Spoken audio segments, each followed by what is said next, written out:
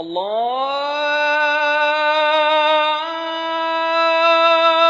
أكبر الله أكبر الله أكبر الله أكبر أشهد أن لا إله إلا الله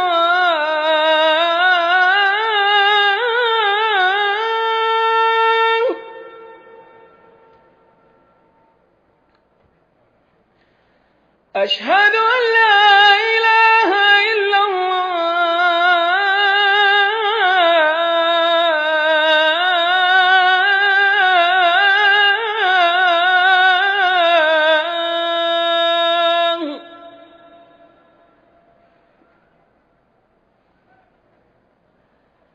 أشهد أن محمدا رسول الله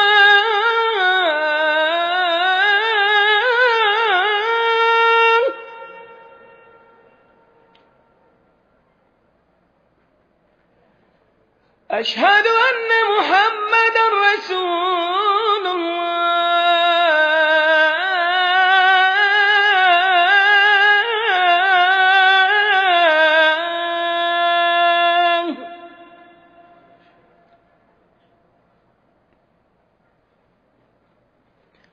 حي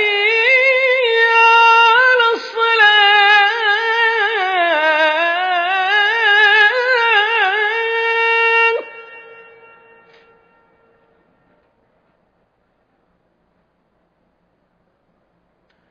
حي على الصلاة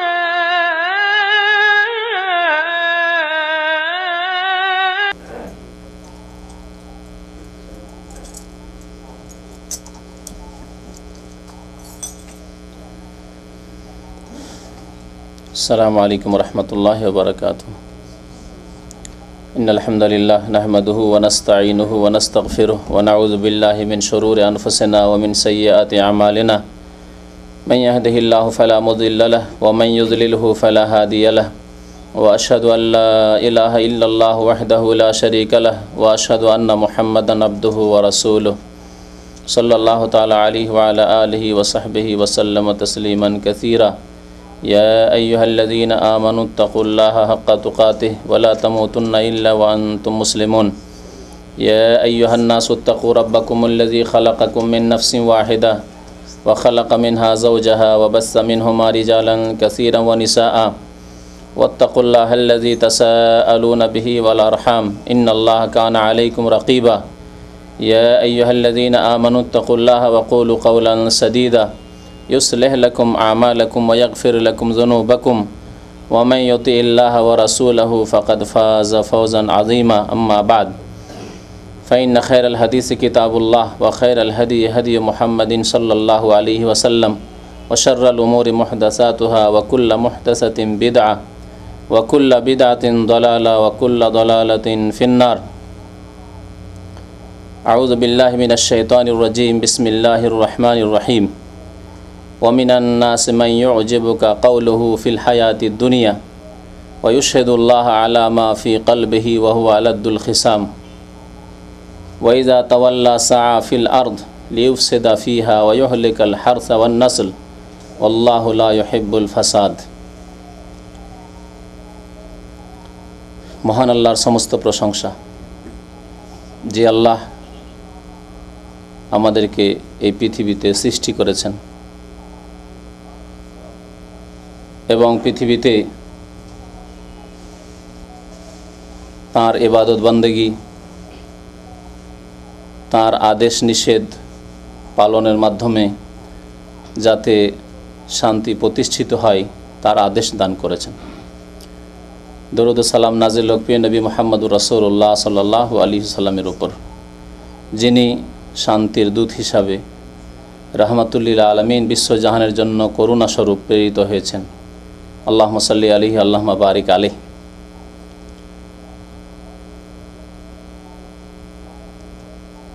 আজকের বিষয়বস্তু হবে এই বর্তমান পরিস্থিতি সম্পর্কে, যা বাংলাদেশে দেখছেন বা শুনছেন।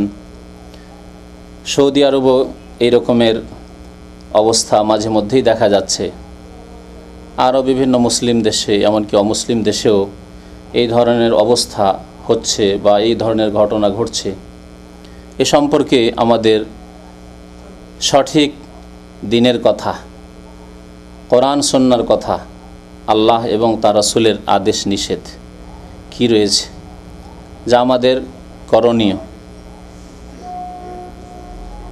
এবং যেই মোতাবেক আমাদেরকে যেমন আকীদা বিশ্বাস রাখতে হবে, তেমনি আমাদেরকে আমল করতে হবে, কর্ম করতে হবে, তেমনি আমাদেরকে কোরআন সুন্নাহর আলোকেই পদক্ষেপ নিতে হবে, কদম উঠাতে হবে, যাতে করে আমাদের হাত না উঠে, আমাদের কদম না ওঠে এমন অবস্থায় বা এমন ক্ষেত্রে যেই ক্ষেত্রে আল্লাহ বা তার রাসূল আদেশ দান করেননি।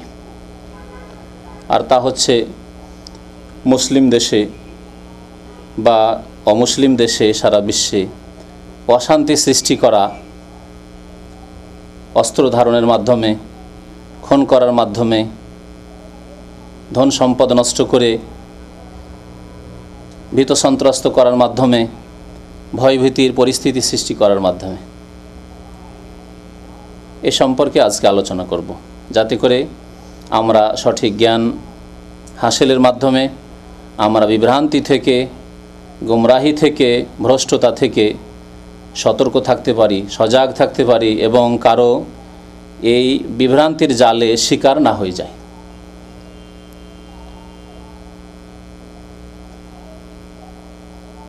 এলম যদি আমাদের সঠিক থাকে তাহলে কেউ গুমরাহ করতে পারবে না। আর যদি এলম থাকে ভ্রান্ত, ভুল তথ্য, ভুল জ্ঞান থাকে, তাহলে আমাদের ভুল হবে। আল্লাহ রাব্বুল আলামিন সূরা বাকারার আয়াত নম্বর 204, 205 ইরশাদ করেছেন, অমিনান নাসি মান ইউজিবুকা কাউলুহু ফিল হায়াতিদ দুনিয়া। পৃথিবীতে এমন কতক লোক রয়েছে, ছিল, এসেছে, আসবে, মান ইউজিবুকা কাউলুহু ফিল হায়াতিদ দুনিয়া, পৃথিবীতে পার্থিব জীবনে তাদের কথা খুব পছন্দনীয় মনে হবে, কথা শুনে খুব সুন্দর লাগবে, চাকচিক্যতা কথার, প্রমাণ যুক্তি তাদের কাছে বাহ্যিক মনে হবে খুব সুন্দর, দোহাই পাড়বে ইসলামের, বলবে আল্লাহর দোহাই দিয়ে, রসুলের দোহাই দিয়ে, বলবে ইসলামের নামে, করবে কিছু ইসলামের নামে। এগুলো হচ্ছে ইউজিবুকা কাউলুহু ফিল হায়াতিদ দুনিয়া। পৃথিবীতে যাদের কাছে সঠিক জ্ঞানের দুর্বলতা রয়েছে, তারাকে বাহ্যিক চাকচিক্যতা, সৌন্দর্যতা প্রতারিত করবে। ভালো লাগবে তাদের কথা শুনে, ইসলামের কথা বলছে, তো কোরআনের কথা বলছে, তো হাদিসের কথা বলছে, এ তো শরীয়তের কথা, যুক্ত কথাবার্তা। ওয়ায়ুশহিদুল্লাহ আলা মা ফি কলবিহি, এবং আল্লাহর দোহাই দিয়ে যা কিছু বলবে আল্লাহ অন্তর দেখছে, আল্লাহকে সাক্ষী রেখে কথা বলবে। তাদের কথাকে আরো জোরদার করার জন্য, বলিষ্ঠ মজবুত করার জন্য ইউশহিদুল্লাহ আলা মা ফি কলবিহি ওয়া হুয়া আলাদুল খিসাম। কিন্তু বাহ্যিক চাকচিক্যতা কথার দেখে, বাহ্যিক যুক্তিকতা দেখে ধোঁকা খিচিও না। ওয়া হুয়া আলাদুল খিসাম, এই শ্রেণীর লোকেরা হচ্ছে অত্যন্ত ঝগড়াটে লোক।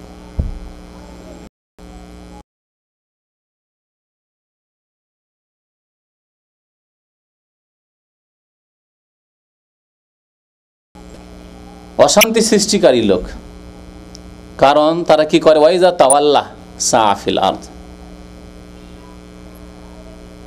এরা চাকচিক্যতার কথাবার্তা বলে, সুন্দর সুন্দর কথা বলে যখন পৃথিবীতে বিচরণ করে, দুনিয়াতে চলাফেরা করে,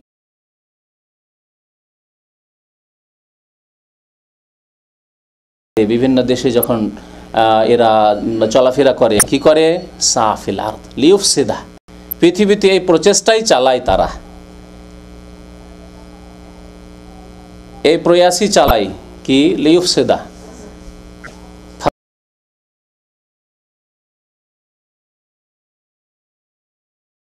ফাসাদ সৃষ্টি করার জন্য, বিপর্যয় সৃষ্টি করার জন্য। অশান্তি সৃষ্টি করার জন্য, শান্তিকে ব্যাহত করার জন্য। ইউফসিদা ফিল আরদ ওয়া ইযা তাওয়াল্লা সাআ ফিল আরদ লিইউফসিদা ফিহা ওয়া ইউহলিকাল হারসা ওয়ান নাসল। এবং এরা জমি জায়গা, গাছপালা, ফল ফ্রুট, ফসল পানি নষ্ট করে। হার্স এই জায়গায় ক্ষেত খামারকে নষ্ট করে, অর্থাৎ সম্পদকে নষ্ট করে, ধ্বংস করে।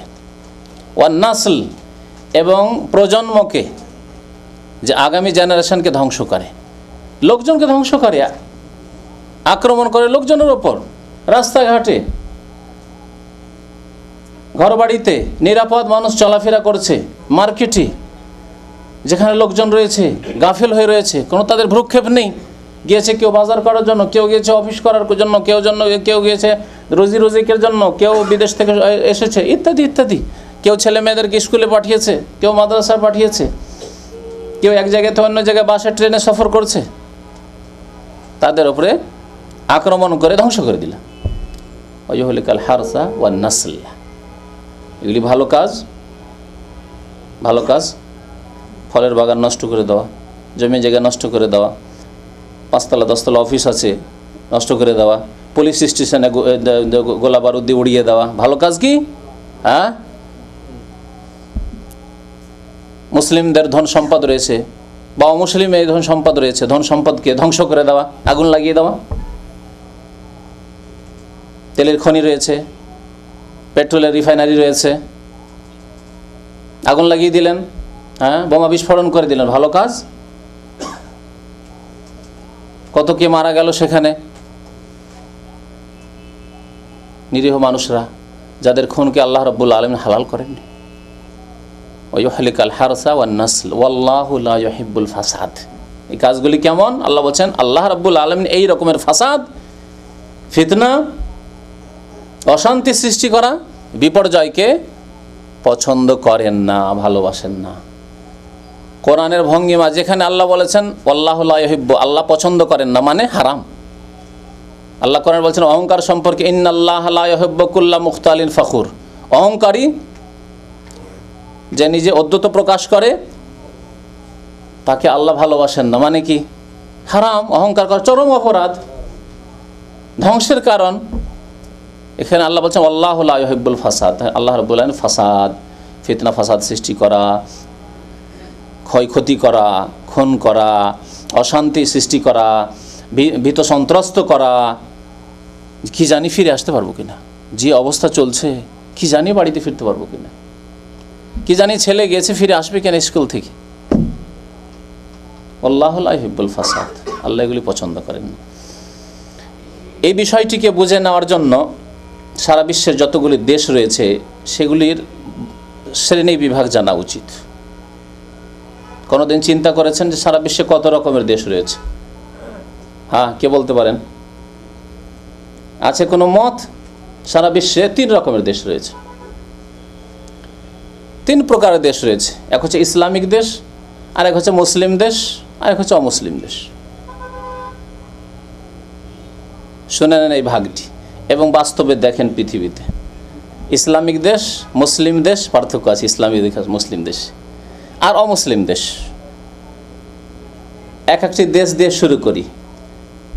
যে অস্ত্র নিয়ে অমুসলিম দেশে অস্ত্র ব্যবহার করে ভীত সন্ত্রস্ত করা, জানমালের ক্ষয়ক্ষতি করা, কাফেরদেরকে মেরে দেওয়া, তাদের ধন সম্পদ নষ্ট করে দেওয়া একটি বিষয়। আরেকটি দেশ হচ্ছে মুসলিম দেশ। অমুসলিম দেশ, পৃথিবীতে অমুসলিম দেশ অনেক আছে, যেমন ভারত, যেমন নেপাল, বর্মা, থাইল্যান্ড, ইউরোপ, আমেরিকার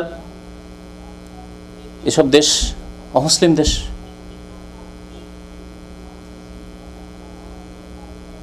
অমুসলিম দেশ।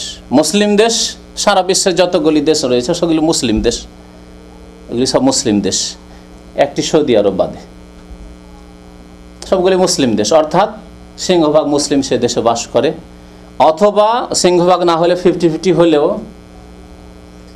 আধা আধি হয়তো, অথবা কমও যদি থাকে মুসলিম সংখ্যা, কিন্তু নেতৃত্বে কে রয়েছে? মুসলিম রয়েছে, মুসলিম নেতা। মুসলিম নেতা রয়েছে, কিন্তু ইসলামিক আইনের কোরআন সুন্নাহর বাস্তবায়ন নেই। দেশের রাষ্ট্রনেতা, রাষ্ট্রপতি, প্রধানমন্ত্রী এরা কে মুসলিম, কিন্তু সেখানে ইসলামী আইনের বাস্তবায়ন নেই, কোরআন সুন্নাহর বাস্তবায়ন নেই। কোরআন সুন্নাহর আলোকে দেশ পরিচালনা করা হয় না, অফিস আদালত পরিচালনা করা হয় না, রাষ্ট্রনীতি অর্থনীতি তাদের পশ্চিমা আইন দিয়ে চলে, মানবরচিত বিধান দিয়ে চলে, কোরআন সুন্নাহর বিধান দিয়ে চলে না। এগুলি মুসলিম দেশ, যেমন পাকিস্তান, যেমন বাংলাদেশ, যেমন আরবে অন্যান্য কান্ট্রিগুলো, আরও মুসলিম বিশ্ব সবগুলি বলতে পারেন, এগুলো হচ্ছে মুসলিম দেশ। ইসলামিক দেশ, যে দেশের রাষ্ট্রনেতা মুসলিম এবং সেই দেশ পরিচালিত হয় কোরআন সুন্নাহ ভিত্তিক, আল্লাহর বিধান দিয়ে, রাসূলুল্লাহ সাল্লাল্লাহু আলাইহি ওয়াসাল্লামের আদর্শ মোতাবেক। যে কোনো সমস্যার সমাধান কোরআন থেকে না হয়, রাসূলুল্লাহ সাল্লাল্লাহু আলাইহি ওয়াসাল্লামের সুন্নাহ হাদিস থেকে নেওয়া হয়, যেমন সৌদি আরব, যে হচ্ছে ইসলামিক দেশ। তাহলে এই 3 প্রকারের দেশ আপনাকে আগে বুঝে নিতে হবে, তারপরে এক একটি করে আপনাকে বুঝাবো যে অমুসলিম দেশে অস্ত্রের ব্যবহার, কোনো মুসলিম যদি মনে করে যে আমি জিহাদ করছি, অমুসলিম দেশে আমি কাফেরকে মারবো, জায়েজ, কোরআন কি বলেছে তা আপনাদেরকে বলব। তারপরে মুসলিম দেশের কথা বলব, তারপরে ইসলামিক দেশের কথা। অমুসলিম দেশের কথা নেন। মক্কায় নবী করিম সাল্লাল্লাহু আলাইহি ওয়াসাল্লাম যখন ছিলেন, নবী হওয়ার পরে কত বছর ছিলেন? 13 বছর। মুসলিম দেশ ছিল মক্কা না কাফের অমুসলিম দেশ? 13 বছর নবী করিম সাল্লাল্লাহু আলাইহি ওয়াসাল্লাম মক্কায় থাকলেন নবী হওয়ার পরে। মুসলিম দেশ না অমুসলিম দেশ? অমুসলিম। নেতৃত্ব কাদের ছিল? অমুসলিমদের। ইসলামী আইনের বাস্তবায়ন ছিল ছিল না। তাহলে এর নাম কি? যে দেশে অমুসলিম নেতা এবং ইসলামী আইনের বাস্তবায়ন নেই, সেই দেশকে কি বলা হয়েছে? অমুসলিম দেশ। অমুসলিম দেশ আমভাবে বললাম। যদি সেখানে মুসলিমদের স্বাধীনতা দেওয়া হয়, তাদের ধর্মীয় আচার আচরণ পালন করার জন্য, মসজিদ মাদ্রাসা তৈরি করার জন্য, তাদের শিক্ষা দীক্ষার চর্চা করার জন্য, তাহলে সেটি দারুল হার্ব নয়। তারা আমাদের বিরুদ্ধে যুদ্ধের ঘোষণা করেন, সেজন্য সেটা দারুল হার্ব নয়, কিন্তু সেটি অমুসলিম দেশ।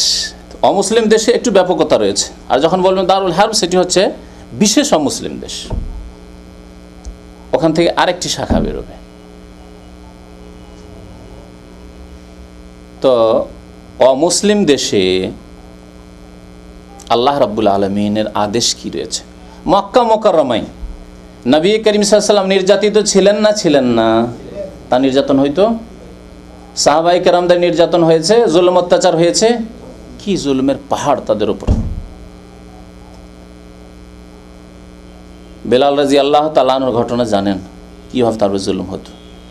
আম্মারের কথা জানেন, ইয়াসেরের কথা শুনেছেন, ইয়াসেরের স্ত্রী আম্মারের মাতার কথা, সুমাইয়ার কথা শুনেছেন। প্রথম ইসলামের শহীদকে সুমাইয়া রাদিয়াল্লাহু তাআলা আনহা।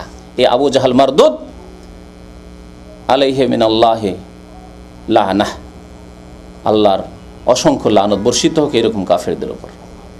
কত জুলুম অত্যাচার করেছে, শেষে আল্লাহু আকবার, শহীদ হলেন সুমাইয়া রাদিয়াল্লাহু তাআলা আনহা।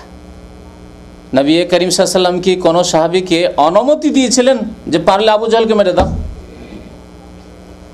সরাসরি লড়াই করে না পারা যেতে পারে, কিন্তু রাতের অন্ধকারে আত্মঘাতী হামলা করে, যেমন আজকাল এক শ্রেণীর লোকেরা করছে ইসলামের দোহাই পেড়ে। ভালো করে বুঝেন, করছে না? সাহাবীরা ইচ্ছা করলে পারতেন না? যে 40 জন 45 জন সাহাবী ছিলেন, তারা ইচ্ছা করলে আত্মঘাতী হামলা করে আবু জাহলকে মারতে পারতেন না? রাতের অন্ধকারে ধোঁকা দিয়ে, গোপনীয়ভাবে। অনেক পথ আছে মারার। রাতের অন্ধকারে যাচ্ছে, কোনো জায়গায় সুযোগ নিয়ে বসে আছে, হঠাৎ করে মেরে দিল। অনেক পথ, ঘুমিয়ে আছে, ওই অবস্থায় গিয়ে মেরে দিল। এগুলো হচ্ছে কাপুরুষদের মারা। আর বীর পুরুষের মারা, আল্লাহর শত্রুকে মারবে বীর পুরুষের মতো, আল্লাহ রাস্তায় জিহাদ করে, যেমন নবী করিম সাল্লাল্লাহু আলাইহি ওয়াসাল্লাম সাহাবায়ে কেরাম জিহাদ করেছে, এর নাম জিহাদ।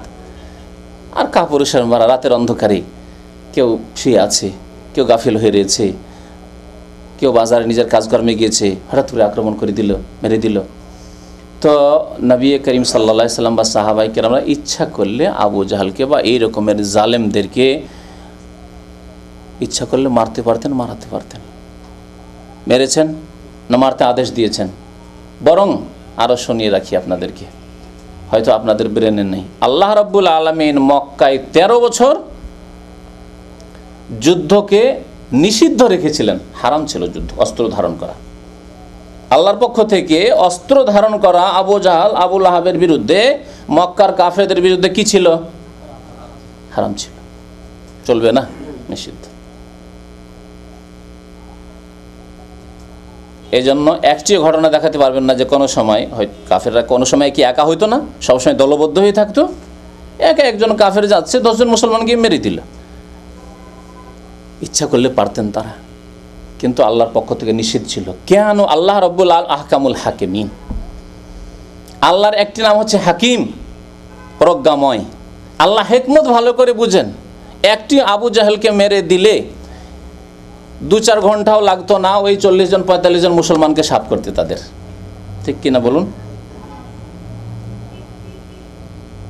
শেষ করি। 13 বছর ধরে নবী করিম সাল্লাল্লাহু আলাইহি ওয়াসাল্লাম তাদের মাঝে থাকলেন। আবু জাহেলকে মেরে দেওয়ার পরে এই সুযোগটা থাকতো, সমূলে বিনাশ করে দিত তারা। আল্লাহ রাব্বুল আলামিন নিষেধ রেখেছিলেন। তাহলে এর থেকে কি বুঝলাম? যে মক্কা যখন অমুসলিম দেশ ছিল, অমুসলিমদের নেতৃত্বে ছিল, তখন আল্লাহ অস্ত্র ধারণ করা কি করেছেন? নিষিদ্ধ, হারাম। তাহলে অমুসলিম দেশে কেউ যদি অস্ত্র ধারণ করে, অমুসলিম দেশে অস্ত্র ধারণ করে, এই আল্লাহর শত্রু কাফের, সুতরাং মারবো, যদি এই কাজ করে বোমা দিয়ে উড়িয়ে দেব, তাহলে ইসলামের ক্ষতি হবে না লাভ হবে? আস্তে আস্তে করে কথা, ক্ষতি হবে কথাটি খুব আস্তে, আর বাকি লোকের মনে হচ্ছে যে না ভালোই কাজ মনে হচ্ছে। যদি লাভ হতো তাহলে আল্লাহ রাব্বুল আলামিন তার প্রিয় রাসূল সাল্লাল্লাহু আলাইহি সাল্লামকে অবশ্যই অনুমতি দিতেন যে মক্কায় পারলে সুযোগ পেলে উড়িয়ে দাও।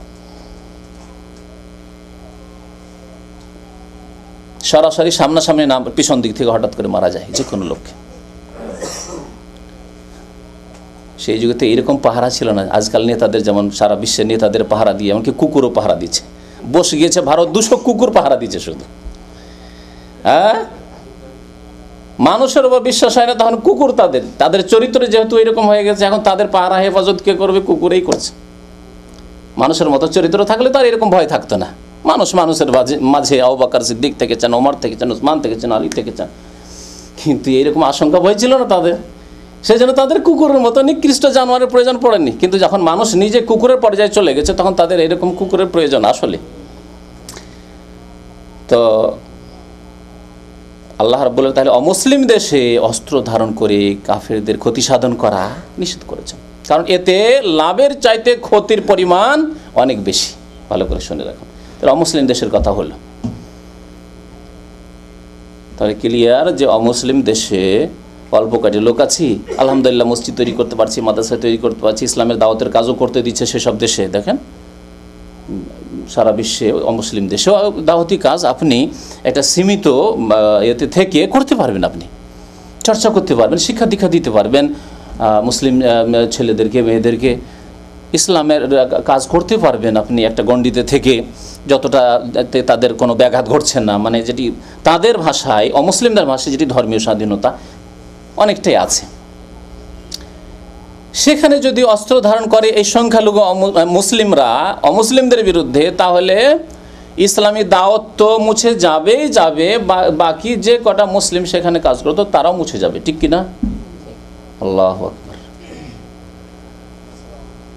আজকে ওয়ার্ল্ড ট্রেড সেন্টারে আক্রমণ করে তাই হলো। আল্লাহ জানে ইহুদিরা করলো না, মুসলিম, কিন্তু যদি মুসলিমই করে থাকে তার ক্ষতি কত হলো। এটা করে লাভ যেটুকু হওয়ার, লাভ তো কিছুই হলো না, লস আর লস মুসলিমদের। মুসলিম দেশে আসুন, মুসলিম দেশ আগে বলেছি 3 প্রকার দেশ, তাই না? অমুসলিম দেশে তাহলে অস্ত্র ধারণ করা যাবে না, কারণ এখানে বেশি সন্দিহান অনেকে যে অমুসলিম, ওখানে আবার মারতে কি, অস্ত্র ধারণ করতে কি না। দলিল বলা হয়নি তো। আল্লাহ রাব্বুল আলামিন কোরআনে বলেছেন, আলাম তারা, সূরা নিসা, আলাম তারা ইলাল্লাযিনা কিলা লাহুম কুফু আইদিয়াকুম, হে নবী তুমি কি দেখনি ওদেরকে মানে বিশ্বের মানুষেরা নবী সাল্লাল্লাহু আলাইহি ওয়াসাল্লামকে সম্বোধন করে সবাইকে বলা হচ্ছে। ইলাল্লাযিনা কিলা লাহুম, ওই সাহাবায়ে কেরামদেরকে, মক্কার লোকদেরকে যাদেরকে বলা হয়েছিল কুফু আইদিয়াকুম, তোমাদের হাতকে সামলিয়ে রাখো, থেমে রাখো। কুফু মানে থেমে রাখো, হাত সামলিয়ে রাখো, হাত বাড়িয়ে দিও না মারার জন্য কাউকে। আবু জাহাল মারছে, আবু লাহাব মারছে, নির্যাতন করছে কাফেররা মক্কার, সেজন্য তোমরাও অস্ত্র ধারণ করবে না।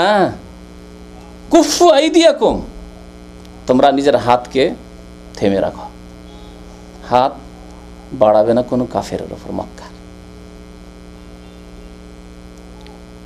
তাহলে তোমাদের করণীয় কি? আল্লাহ বলছেন যতটুকু করতে পারছো ততটুকু করো। কি? ওয়াকিমুস সালাহ, তোমরা নামাজ কায়েম করতে পারবে, নামাজ কায়েম করো। তাও কাবা শরীফের চারিদিকে, এখানে নামাজ পড়তে দেবেন, আল্লাহর ঘরে এসে ঘরে ঘরেই নামাজ পড়ো। দারুল আরকামে তারা নামাজ পড়তেন জামাত করে। ওয়াকিমুস সালাহ, নামাজ পড়তে থাকো। ওয়া আতুস যাকাত, যাকাত প্রদান করো, যে অভাবী মুসলিমরা রয়েছে তাদের সাহায্য করো, অসহায় মুসলিমরা রয়েছে তাদের সাহায্য করো। ওয়াকিমুস সালাহ ওয়া আতুস যাকাত। ফালাম্মা কুতিবা আলাইহিমুল কিতাল, আল্লাহ বলছেন যখন কিতাল ফরজ করে দেওয়া হলো, পরে আল্লাহ ফরজ করলেন। কিন্তু এই অবস্থায়, যে অবস্থা বিরাজ করেছিল মক্কায় নবী সাল্লাল্লাহু আলাইহি 13 বছর জীবনে, সেই অবস্থায় আল্লাহর আদেশ কি? কুফু আইদিয়াকুম, হাত সামলিয়ে রাখো, খবরদার হাত উঠাবে না কোনো কাফেরের ওপর। তাহলে সারা বিশ্ব মুসলিম দেশের ক্ষেত্রে এটি প্রযোজ্য, যেখানে শক্তি নেই, মক্কার মতো অবস্থা। মক্কার কাফেরদের যেমন যুগে মুসলমানদের যে অবস্থা ছিল, সেই অবস্থা মুসলিম দেশ করে। তাহলে কাফেরদের ওপর, এখন এখানে বলি, কাফেরদের ওপর যদি অস্ত্র ধারণ করতে আল্লাহ রাব্বুল আলামিন এই পরিস্থিতিতে নিষেধ করেন যেখানে ইসলামের ক্ষতি হবে অস্ত্র ধারণ করলে, তাহলে মুসলিমদের ওপর অস্ত্র ধারণ করলে কি হতে পারে? জায়েজ হতে পারে? কখনো না। মুসলিম দেশগুলি দুই ভাগে বিভক্ত বললাম, তাই না? এক মুসলিম দেশ আর এক হচ্ছে ইসলামিক দেশ। এখন আসুন মুসলিম দেশ আর ইসলামিক দেশে তাহলে এগুলি করা কেমন? মুসলিমের ওপর অস্ত্র ধারণ করা জায়েজ হতে পারে? যে দিনে ইসলাম শান্তির দিন, যে দিনে ইসলামের রাসূল রাহমাতুল্লিল আলামিন, বিশ্বজাহানের জন্য রহমত স্বরূপ, এই রহমত কি, যে কালেমা লা ইলাহা ইল্লাল্লাহ পড়ে, যে ব্যক্তি 5 ওয়াক্ত নামাজকে ইকরার করে, যে ব্যক্তি 5 ওয়াক্ত নামাজ কায়েম করে, যে যারা মসজিদ মাদ্রাসা তৈরি করে, যে দেশে ইসলামের খেদমত হয়, যদিও রাষ্ট্রীয় পর্যায়ে ইসলামী আইনের বাস্তবায়ন হয় না, তারা মুসলিম, যতক্ষণ পর্যন্ত অস্বীকার না করেছে। নবী সাল্লাল্লাহু আলাইহি ওয়াসাল্লাম কি বলেছেন? হাত্তা তারাও কুফরান বাওয়াহান, যতক্ষণ স্পষ্ট কুফরি না দেখবে, যতক্ষণ এই ঘোষণা না করবে যে আর কোরআনের আইন আমাদের দেশে চলবে না, বাংলাদেশে কোরআন আইন চলবে না, পাকিস্তানে কোরআন আইন চলবে না, ওই 1400 বছর আগের কথা আমরা এইসব মানি না, তাহলে কুফরান বাওয়াহান, স্পষ্ট কাফের। নামাজ পড়েও মুসলমান থাকবে না, রোজা রেখেও মুসলমান থাকবে না, ঈদ পড়েও মুসলমান থাকবে না, মসজিদ মাদ্রাসা বাইতুল মোকাররম তৈরি করে মুসলমান থাকবে না। কিন্তু একথা কি বলেছে বাংলাদেশের নেতারা? তা তো বলেনি। পাকিস্তান নেতারা কি বলেছে? মুসলিম দেশের নেতাগুলি কি বলেছে? যে কোরআনের আইন অচল। যদি অচল বলে তাহলে মুসলমান নাই, তাহলে মুরতাদ। যতক্ষণ বলেনি তাহলে তারা কে ইসলামী আইনের বাস্তবায়ন করে না, মুসলিমের সাথে যেহেতু তারা পাপ করছে, মানবরচিত বিধানের বাস্তবায়ন করে আল্লাহর বিধানকে সাইডে ছেড়ে দিয়ে উপেক্ষা করে, এবং সেই দেশে কবর মাজারের পূজা হচ্ছে, পীরের পূজা হচ্ছে, অনেক শিরক বিদআত হচ্ছে, সুতরাং এবং সেগুলিকে সহযোগিতাও করা হচ্ছে, সেগুলিকে বন্ধ করার চেষ্টা করা হয় না। এই না পরিস্থিতি। বাংলাদেশের প্রেক্ষাপটে যে কথাগুলি বলছি ফিট নয় কি? কবর মাজারকে সাজসজ্জিত করা হচ্ছে, এর জন্য সহযোগিতা করা হচ্ছে, এগুলি বন্ধ করার কোনো চেষ্টা সরকারি পর্যায়ে নেই, এবং বরং সহযোগিতা করা হচ্ছে, এগুলি সুন্দর সাজসজ্জিত করা হচ্ছে, ইত্যাদি ইত্যাদি। শিরক বিদআতীদের বেশি ছাড় দেওয়া হচ্ছে, এই ইত্যাদি ইত্যাদি সব কিছু বলা যেতে পারে। কিন্তু বিদআত করলে অথবা এই ধরনের কাজগুলি করলে, মানবরচিত বিধান যদি বাস্তবায়ন করে দিয়ে যদি দেশ পরিচালনা করে, কিন্তু কোরআনের বিধানকে অস্বীকার করে না, তাহলে তাদের সম্পর্কে আল্লাহ রাব্বুল আলামিন কি বলেছেন? কি বলেছেন? ফাসিক অথবা জালেম বলেছেন। আল্লাহ রাব্বুল আলামিন বলেছেন, ওমান লাম ইয়াহকুম বিমা আনজালাল্লাহু ফাউলাইকা হুমুল ফাসিকুন ওয়া মান লাম ইয়াহকুম বিমা আনজালাল্লাহু ফাউলাইকা হুমুজ জালিমুন আর ওয়া মান লাম ইয়াহকুম বিমা আনজাল ফাউলাইকা হুমুল কাফিরুন। তিনটি বলেছেন। তাহলে কাফের কোন ক্ষেত্রে? যেই ক্ষেত্রে বললাম, যখন বলবে যে পশ্চিমা আইন, কমিউনিজম বা জাতীয়তাবাদ, ন্যাশনালিজম, এগুলি হচ্ছে সমস্যার সমাধান, আমরা বাংলাভাষী, সুতরাং বাংলাদেশি যে জাতীয়তাবাদ রয়েছে এটি হচ্ছে প্রযোজ্য আমাদের দেশের ক্ষেত্রে, আর ডেমোক্রেসি প্রযোজ্য আমাদের ক্ষেত্রে, গণতন্ত্র প্রযোজ্য আমাদের ক্ষেত্রে, আর ইসলামিক আইন চলবে না, কোরআন আইন চলবে না যদি বলে তাহলে কাফেরুন। কিন্তু সে কথা শোনেনি তাদের কাছ থেকে, ঠিক কিনা? যখন শোনেনি তাহলে তারা জালেমুন অথবা ফাসিকুন। মানুষের উপর যদি অন্যায় করে, এই মানবরচিত বিধান দিয়ে বিচার করতে গিয়ে যদি মানুষের উপর জুলুম করে তাহলে জালেমুন, জুলুমকারী। আর যদি আল্লাহর হকের ক্ষেত্রে আল্লাহর বিধান বাস্তবায়ন করলো না তাহলে ফাসিক। আর জালেমই ফাসিক, জালেম ফাসিক, ফাসিক জালেম, ঠিক কিনা? কিন্তু মুসলিম অলরেডি আছে। ফাসিক জালেম যতক্ষণ কুফরি না করেছে ততক্ষণ পর্যন্ত তারা কি মুসলিম? কে বলছে কাফের? বোঝার চেষ্টা করেন। কিন্তু এই আজকের এই যে সমস্যা বাংলাদেশের, সেই সমস্যাকে বুঝে উঠতে হবে যাতে করে কেউ ধোঁকা না দেয়, সঠিক পথের ওপর দাঁড়িয়ে থাকতে পারেন। গুমরা হয়েন না দুইটি দলের মতো। একটি দল ইসলামের বিরোধিতা করে বাংলাদেশে গুমরা হচ্ছে, আর আরেকটি দল ইসলামের দোহাই দিয়ে গুমরা হয়েছে এই দলটি। সুতরাং আপনাকে মধ্যখানে থাকতে হবে। ইসলামের দোহাই দিয়ে মুসলিম খুন করে গুমরা হইলে হবে না, আর ইসলাম বিরোধিতা করে যেহেতু দাড়িওয়ালা লোকেরাই কাজ করেছে সুতরাং এরাই খারাপ, এরাই দেশ নষ্ট করলো, এরা মুরতাদ হয়ে যাচ্ছে। দুদিকে গুমরা, মধ্যখানে সাবধান। এইদিকে টানার চেষ্টা হচ্ছে, যেহেতু সংখ্যা গরিষ্ঠতা এদিকে রয়েছে। যারা বলছে যে যারা ইসলাম ইসলাম করছে দাড়িওয়ালা, তারাই হচ্ছে সর্বনাশ বাংলাদেশে, সুতরাং সরাও এদেরকে। কথা বুঝতে পেরেছেন? এদের থেকেও সাবধান। এদিকে একটি গুমরা দল, পত্র পত্রিকা, প্রচার মাধ্যম এদিকে রয়েছে, সাহিত্যিকরা, লেখকরা, এরা এদিকে রয়েছে। আর একদল ধর্মের নামে গুমরা হচ্ছে। আপনাকে ধর্মের নামে গুমরা হইলেও হবে না, আর বিধর্মী হয়ে গুমরা হইলেও হবে না, মধ্যখানে থাকতে হবে। আর মধ্যখানে হচ্ছে ইসলাম। ওয়াকাযালিকা জাআলনাকুম উম্মাতাও ওয়াসাতা। আল্লাহ বলছেন তোমাদেরকে আমি মধ্যপন্থী উম্মত করেছি, না এদের মতো গুমরা না এদের মতো গুমরা, পথ হারাইও না। ওয়াকাযালিকা জাআলনাকুম উম্মাতাও ওয়াসাতা। মুসলিমদের উপর অস্ত্র ধারণ করা হারাম।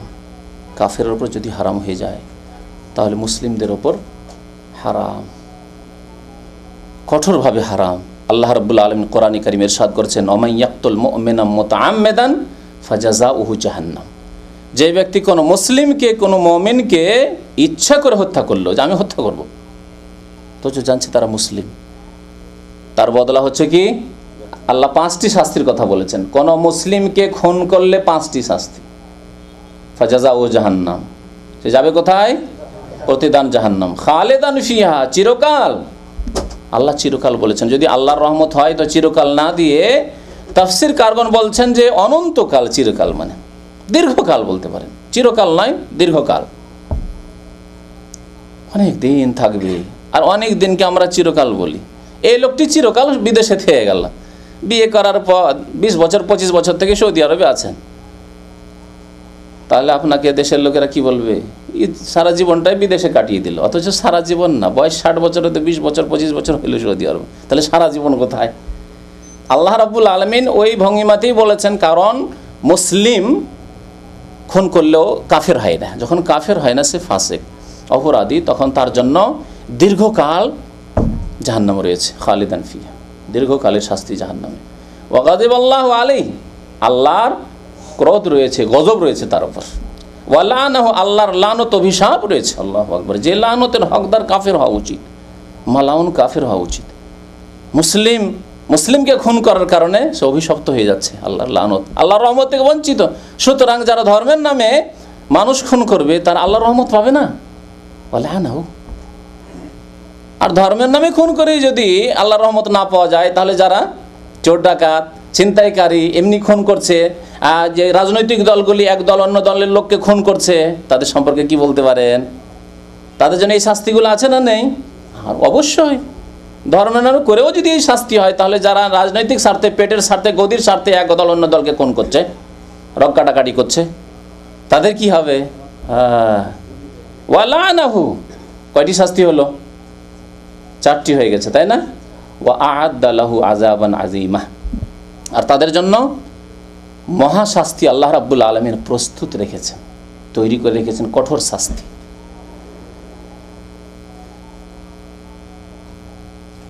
তো মুসলিমদের ওপর অস্ত্র ধারণ করা হারাম। আর এই যে শাস্তির কথা শুনলেন, একজন মুসলিমকে যদি বিনা দোষে, অর্থাৎ সে খুনের হকদার নয়, তার শাস্তি হত্যা হয়নি এখনো, সে বিবাহিত জেনা করেনি, সে মুরতাদ হয়নি, আর কি সে কোনো মুসলিমকে অন্যায়ভাবে হত্যা করেনি, এই তিনটি কারণে তো হত্যা করা যাবে। তারপরে এই শাস্তির বাস্তবায়ন কে করবে? সরকার উপর ফরজ, আমাদের উপর ফরজ নয়। মুসলিম সরকার উপর ফরজ, সেই ফরজ তরক করছে, জবাবদেহি করবে কাল কিয়ামতে তারা। আর ইসলামিক দেশ যারা এই আইনগুলির বাস্তবায়ন করছে না, যেমন সৌদি আরবে আলহামদুলিল্লাহ, কেউ যদি কাউকে খুন করে তাহলে তার গলা কেটে যাবে। এই জন্য দেখেন এখানে খুনের হার খুব কম, নগণ্য, বছরে 10টি 20টির বেশি হবে না, হয়তো খুব বেশি হলে। আর দেশে প্রতিদিন পত্রিকা খুলেন আর পড়েন যে আজকে অমুক শহরে এত খুন হলো, অমুক শহরে এত খুন হলো, অমুক শহরে এত ধর্ষণ হইলো। দেখেন না কত ঘটনা, কারণ ইসলামিক আইনের বাস্তবায়ন নেই। যে খুন করছে ও জানছে যে আমার কিছু হবে না, আর যদি ধরা পড়েও যায় তো জেলে যাব 5 বছর, আর না হলে জামানতে 2-3 মাস পর আবার জামানতের রাস্তা খোলা রয়েছে। হ্যাঁ, পয়সা দিতে পারলেই হইলো, ঘুষ দিতে পারলেই হইলো, বেরিয়ে চলে আসবো, বুক ফুলিয়ে ঘোরাফেরা করবো আবার। এই জন্য অহরহ খুন হইতে আছে।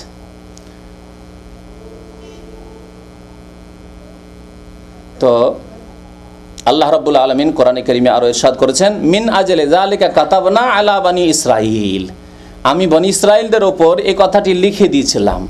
এই বিধান কিয়ামত পর্যন্ত আল্লাহ বহাল রেখেছেন কি, আন্নাহু মান কাতালা নাফসান বিগাইরি নাফসিন আও ফাসাদিন ফিল আরদ, কোনো ব্যক্তি যদি কোনো ব্যক্তিকে হত্যা করে অন্যায়ভাবে, কোনো ব্যক্তির বদলে নয় যে কাউকে সে খুন করেছে, আও ফাসাদিন ফিল আরদ, পৃথিবীতে সে বিপর্যয় এরকম বড় ধরনের সৃষ্টি করে যার শাস্তি হতে পারে খুন করা, ফাকা আন্নামা কাতালান নাসা জামিয়া, তাহলে একজন ব্যক্তিকে কেউ যদি হত্যা করে সে কি করলো? ফাকা আন্নামা কাতালান নাসা জামিয়া, তাহলে সারা বিশ্বের মানবতাকে সে খুন করলো। এ হচ্ছে কোরআনের কত শক্ত বাণী, চিন্তা করুন তো দেখি। একজন মানুষকে অন্যায় করে কেউ যদি হত্যা করে, ফাকা আন্নামা কাতালান নাসা জামিয়া, সারা বিশ্বের মানুষকে সে হত্যা করলো। অমান আহিয়াহা, আর যদি একজনকে কেউ মেরে দিছিল, কোনো জায়গায় ধরে চোরগন্ডারা, হ্যাঁ, বা অন্যায়কারীরা তাকে মেরে দিয়েছিল, খুন করে দিয়েছিল, আর আলহামদুলিল্লাহ আপনারা 2-4 জন গিয়ে সে অন্যায়কারীদেরকে তাড়িয়ে দিলেন আর ওই লোকটির জীবনটা বাঁচিয়ে দিলেন।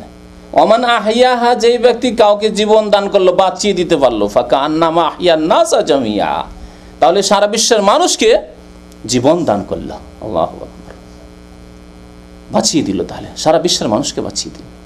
কারণ এইভাবে খুনিদের সাহস হয়ে যাবে যে একবার খুন করে নিতে পারবে, আর দেখলে কিছুই হলো না আবার খুন করবে, 10টা-20টা খুন করে দিবে, সাহস বেড়ে যাবে।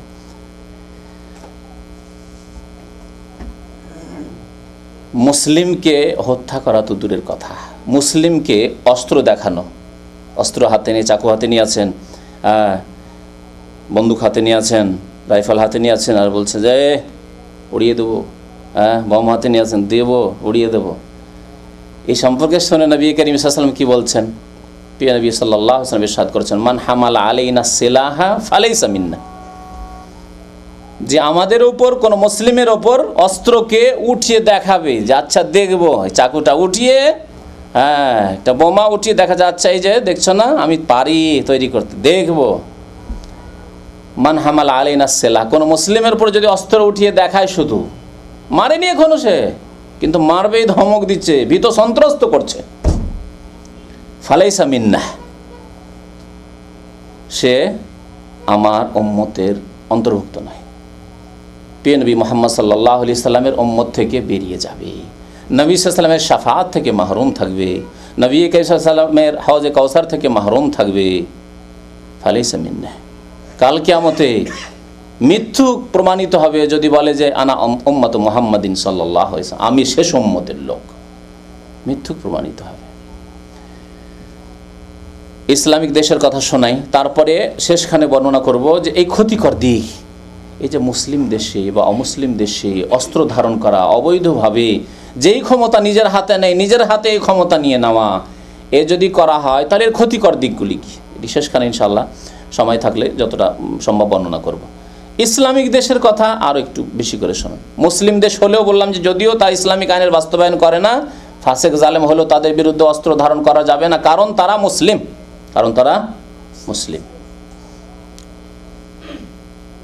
ইসলামিক দেশ যদি হয় তাহলে আরও গুরুত্ব বেড়ে যায়। আল্লাহু আকবার। তাহলে ইসলামিক দেশে রাষ্ট্রনেতার আনুগত্য করা কি ফরজ?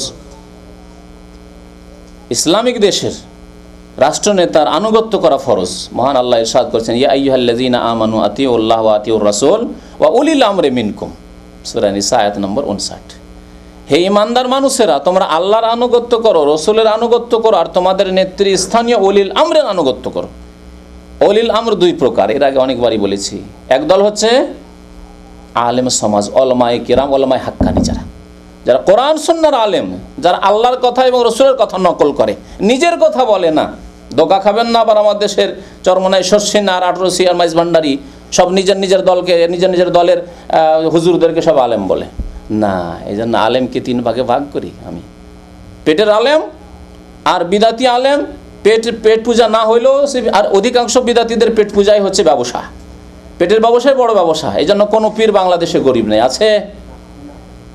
বাংলাদেশ সবচেয়ে গরিব শ্রেণী হচ্ছে ওলামায়ে কেরাম, কিন্তু পীর কোনো গরিব পাবেন না। আপনি খুঁজে দেখুন, কি যান ভারতে পাকিস্তানে খুঁজে দেখুন, কোথাও পাবেন না। সুতরাং এক শ্রেণীর লোকেরা ধোকা দেয় যে পীর মানে তো শেখ, আরবরা শেখ বলে, আমরা পীর বলি। মিথ্যুক, তারা মিথ্যুক। শেখ আলেম দেখেন, আলহামদুলিল্লাহ, আল্লাহ রাব্বুল আলামিন যে নবীর ওয়ারিস করেছেন ওলামায়ে কেরামকে। ওলামারা অধিকাংশ গরিব। নবী সাল্লাল্লাহু আলাইহি ওয়াসাল্লাম দারিদ্রতাকে পছন্দ করেছেন। ওলামা যারা সত্যিকার ওলামা, তারা দুনিয়ার পিছনে ছোটে না, পেটের জন্য ছোটে না, আর বিদাত শিরকের পিছনে ছোটে না। সেই জন্য আল্লাহ তাদেরকে নবীর ওয়ারিস করেছেন, ওলামা ওয়ারাসাতুল আম্বিয়া। পক্ষান্তরে পীর না, এরা ভণ্ড, এরা নবীর ওয়ারিসও নয়, আর এরা সুন্নতের অনুসারীও নয়, নবী করিম সাল্লাল্লাহু আলাইহি সাল্লামের প্রতিনিধিও নয়, নায়েবে রসুল নয়। এরা নায়েবে রসুলের প্রতিনিধি হচ্ছে ওলামায়ে কেরাম, ওলামায়ে হক, যারা কোরআন এবং সুন্নাহর, আল্লাহ এবং রসুলের কথা নকল করে, আল্লাহর কথা বর্ণনা করে আর রসুলের কথা বর্ণনা করে, কাল আল্লাহ এবং কাল রসুল। তো আল্লাহ আনুগত্য করতে বলেছেন ওলামাদের। যেহেতু জনসাধারণ কোরআন বা হাদিস থেকে মাসলা মাসাইল নিতে পারবে না, তাহলে দক্ষ আলেমকে জিজ্ঞেস করতে হবে যে আমি নামাজ কেমন করে পড়বো, আমি রোজা কেমন রাখবো, আমি জাকাত দেবো, জাকাতের মাসলা মাসাইল আমাকে বলে দিন। তাহলে আলেমের কাছ থেকে জানতে হবে, ওয়াউলিল আমরের আনুগত্য করো। কিন্তু তারা বলবে নিজের পক্ষ থেকে নয়, মন গড়া কথা নেই, সুযোগ সুবিধা মতো না, যে যাকে যেমন ফতোয়া, মুরগা খেয়ে ফতোয়া দিয়ে দিলাম আর দাওয়াত খেয়ে ফতোয়া দিয়ে দিলাম না, এরকম কাজ করলে হবে না। আবার আমাদের দেশে এরকমও চলে, যে যত খাওয়াইতে পারে ভালো, তাদের ফতোয়া, তাদের সুবিধাজনক ফতোয়া হাসিল করতে পারে। বিবি হারাম হয়ে গেছিল, কিন্তু ভালো করে হুজুরকে খাওয়াইয়ে দিয়ে বিবি হালাল করে নিল, এইরকম ফতোয়া নিলে হবে না। হ্যাঁ, আল্লাহ এবং রসুলের কথা যারা বললে তারা হচ্ছে উলিল আমর, কোরআন সুন্নাহর কথা। আর উলিল আমর দ্বিতীয় হচ্ছে রাষ্ট্রনেতা, যারা কোরআন সুন্নাহর বাস্তবায়ন করে, এরা সত্যি উলুল আমর, এরাই হচ্ছে উলুল আমর। তো উলুল আমর এই দুই শ্রেণীর লোকেরা, উলিল আমরের আনুগত্য করতে হবে। তাহলে ইসলামিক দেশ যদি হয়, যেখানে কোরআন সুন্নাহর ইসলামিক আইনের বাস্তবায়ন হচ্ছে, সেখানে আনুগত্য করা ফরজ। আনুগত্য যখন ফরজ, তখন বিরুদ্ধাচরণ করা, বিদ্রোহ ঘোষণা করা, তাদের বিরুদ্ধে কোনো রকমের পদক্ষেপ নেওয়া হারাম। যদি কোনো ভুল ত্রুটি হয়, ভুল ত্রুটি তো মানুষের হবে।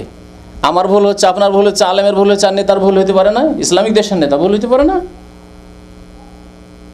তাহলে তাদেরকে উপদেশ দিতে হবে। আর দিনুন নসিহা, নবী সাল্লাল্লাহু আলাইহি ওয়াসাল্লাম বলেছেন, দিন হচ্ছে নসিহতের নাম, হিতাকাঙ্ক্ষী হওয়ার নাম, উপদেশ দানের নাম। উপদেশ আপনি দিতে পারবেন না, আপনি আপনার যোগ্যতম ওলামায়ে কেরামদের কাছে আপনি ফিরে আসবেন, বলবেন যে এই কাজগুলি, অন্যায় কাজগুলি হচ্ছে। এটা হচ্ছে ইসলামিক তরিকা। যখন যোগ্যতম আলেম, তিনি যদি সরাসরি পৌঁছাতে পারেন জনগণের কথা, তাহলে পৌঁছাবেন। আর যদি পৌঁছাতে না পারেন, তাহলে তার চাইতে যিনি যোগ্য রয়েছেন তার কাছে পৌঁছাবেন। আর এমন যোগ্য আলেম যিনি রাষ্ট্রনেতাদের কাছে এই জনসাধারণের আওয়াজকে, যে এগুলি খারাপ, এগুলি অন্যায়, এগুলি ইসলাম বিরোধী কাজ হচ্ছে, এবং তারও ফরজ দায়িত্ব সে আলেমের, তারা নসিহত করতে থাকবেন যে ইত্তাকুল্লাহ, আল্লাহকে ভয় করুন এবং অন্যায় কাজগুলি